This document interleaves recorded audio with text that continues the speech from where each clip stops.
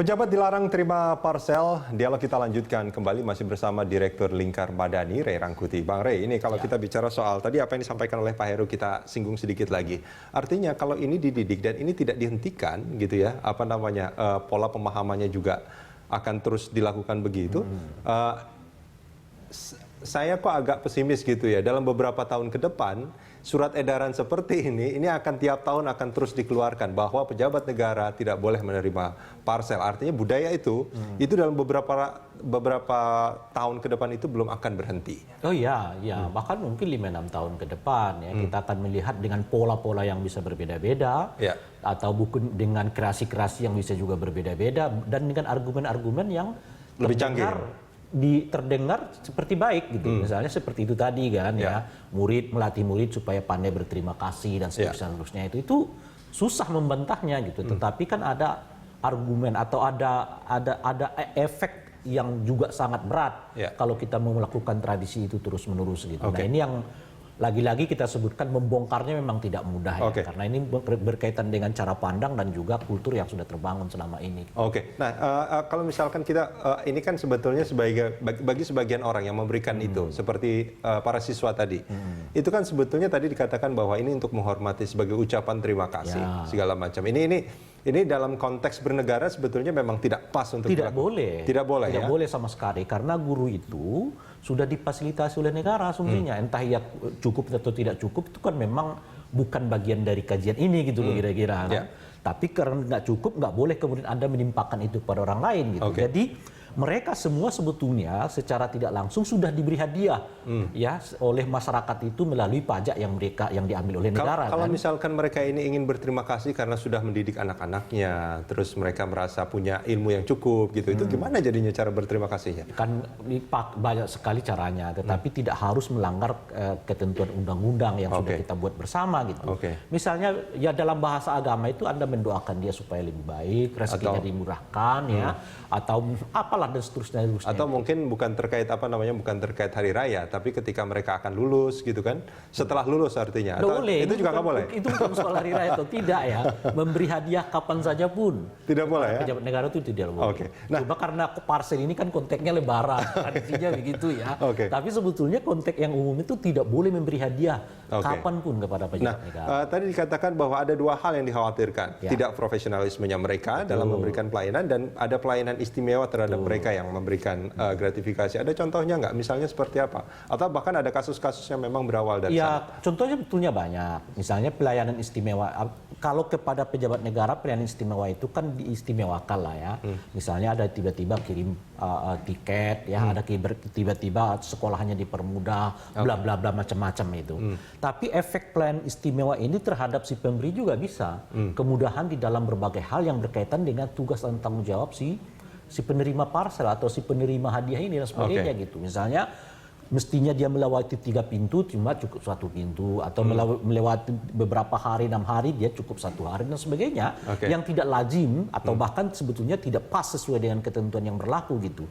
Nah, ini efek dari yang disebut dengan gratifikasi. Nah, gratifikasi ini sebetulnya kan tingkatan paling rendah menuju ke korupsi gitu loh. Jadi gratifikasi dulu, baru suap, setelah itu korupsi gitu. Nah, jadi kalau kita udah mulai digratifikasi, lama-lama ini akan meningkat jadi suap. Dari suap lama-lama menjadi korupsi gitu. Nah, oleh karena itu kita harus strict dari awal. Gratifikasi juga nggak boleh, apalagi pada suap, apalagi pada gratifikasi. Kalau kita melihat sebetulnya banyak juga pejabat-pejabat di tingkat pusat ini yang dulu pernah di daerah, dan dia dekat dengan pengusaha-pengusaha di daerah. Ketika dia menjadi pejabat di pusat, itu banyak sekali kasus-kasus yang akhirnya terkait dengan pengusaha.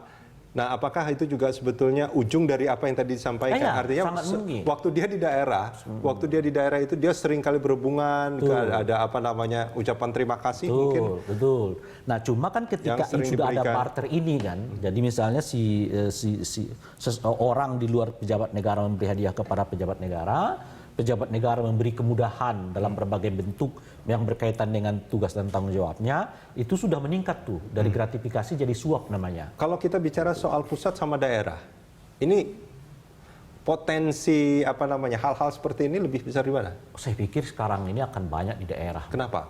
Karena pengawasannya jauh. Pengawasannya jauh. Karena Anda bisa bayangkan dari semua ini yang ngawasi kan cuma 2. Pertama, kalau berkaitan dengan pegawai negeri sipil ada Kemenpan. Tapi kalau berkaitan dengan pejabat negara secara menyeluruhan adalah KPK. Sekarang bagaimana KPK harus mengawasi ke semua? Dan KPK sebetulnya juga tidak melakukan pengawasan. KPK itu hanya menerima kan berbagai bentuk gratifikasi ini, pemberian ini yang diberikan kepada KPK dan sebagainya gitu. Nah, sekarang kalau di daerah kita bayangkan SD itu tadi misalnya bukan di Jakarta, tapi di daerah yang lain gitu, belum tentu terungkap, belum tentu bisa dibicarakan dan seterusnya. Belum ada orang seperti Pak Heru yang tadi melaporkan hal ini. Dan bahkan dianggap sebagai kelaziman, dianggap sebagai bagian dari penghormatan terhadap guru dan seterusnya itu gitu. Karena baik di pejabatnya maupun di publiknya, pemberian ini dianggap semacam bagian dari sekarang dulu itu ya, bagian dari kultur biasa saja gitu. Ya, cuma kan era reformasi mengatakan itu tidak boleh. Nah kalau kita melihat bahwa misalkan tadi di daerah ini potensi itu sangat-sangat besar.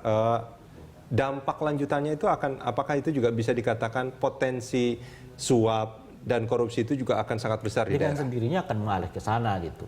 Nah, oleh karena itu harus dikecekat dari gratifikasinya. Sebab gratifikasi ini kan masih bersifat netral lah.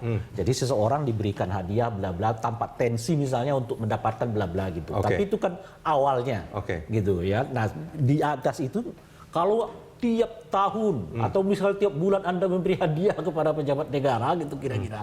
Emang pejabat negara itu tidak akan memperhatikanmu. Ya kan lama-lama terjadilah barter. Kalau sudah terjadi barter sudah meningkat kepada suap gitu. Nah, kalau gratifikasinya sendiri kan belum mendapatkan sanksi apapun selama yang bersangkutan melaporkannya. Tapi sangat sulit sebetulnya kalau misalkan pengusaha di daerah memberikan parsel, hadiah atau apapun tanpa tendensi apapun sebetulnya kepada pejabat negara. Makanya kan di situ kan kalau oleh karena itulah kemudian tidak boleh sama sekali. Sama sekali tidak boleh pemberian dalam bentuk apapun tidak boleh, dengan harga berapapun tidak boleh. Nah, tadi kan dikatakan bahwa ada nilai-nilai tertentu, bahkan kalau kita menerima parsel, itu kalau menurut Menpan RB, itu harus dilaporkan kepada KPK. Nah itu dia, memang begini, kalau pelaporan ke KPK itu kan di atas 300 ribuan nilainya. Itu dianggap gratifikasi? Gratifikasi dilaporkan ke KPK. Tapi sebetulnya undang-undang itu tidak membuat batasan. Undang-undang itu semua jenis pemberian dengan nilai berapapun ya itu dianggap gratifikasi. Cuma KPK kan jadi mungkin memandang masa sebatang rokok, 2 batang rokok juga harus dilaporkan ke KPK. Misalnya kan begitu ya. Oleh karena itu dibuatlah batasan sampai 300 ribu. Nah lah 300 ribu. Masalahnya sekarang bukan pada mungkin angka 300 ribu, tapi bagaimana melaporkan itu ke KPK. Kasusnya terjadi di NTB, terjadi di NTT, misalnya begitu, di Papua dan sebagainya. Masa ada orang dari Papua cuma urusan 1 juta, 2 juta misalnya ya, lapornya kepada KPK. Apakah memang tidak ada instansi di daerah atau mungkin badan pengawas? Kalau di aturan kita kan memang cuma KPK gitu. Nah susahnya di situ. Kalau cuma KPK ya cuma satu badannya, nggak ada lagi perwakilannya di daerah. Dan seterusnya itu gitu. Nah mungkin ini harus dipikirkan bagaimana mekanisme penyerahan benda. Kalau mungkin uang bisa dikirim, ya kan? Kalau ini bisa dikirim. Tapi kalau benda yang di bawah nominal 300 ribu atau pas 300 ribu, ngirimnya aja udah lebih dari 300 ribu ke KPK dan sebagainya itu bagaimana mekanismenya gitu. Nah saya pribadi menganggap mungkin agak sulit lah kalau seperti itu diserahkan kepada KPK, tapi lebih baik kalau 2 hal dilakukan. Pertama ya dikembalikan kembali kepada si pengirim. Pesan yang paling utamanya kan adalah bahwa saya tidak menerima pemberian dalam bentuk apapun, kira-kira dengan berapapun nilainya kan kira-kira gitu. Atau yang kedua dikumpulkan nanti diserahkan kepada orang lain. Bukan yang paling penting itu disampaikan pesannya kepada publik atau kepada si pemberi bahwa dia tidak bisa menerima pemberian apapun dengan nilai berapapun. Gitu. Iya, karena memang kalau kita terkait Lebaran misalnya gitu kan, sebetulnya banyak yang lebih membutuhkan parsel itu ya. Ada fakir miskin, anak-anak yatim itu jauh lebih membutuhkan daripada pejabat negara. Ya, makanya yang sudah mendapatkan tunjangan. Si pemberi ini harus diingatkan kalau pejabat negara melayanimu dengan baik, ya Anda tidak perlu merasa memberi sesuatu yang lebih baik lagi kepada dia. Gitu. Kenapa? Karena negara pasti memperhatikan dia melalui pajak yang Anda berikan. Oke, Bang Rey. Itu kira-kira. Kita jeda sebentar, kita akan lanjutkan di segmen berikut.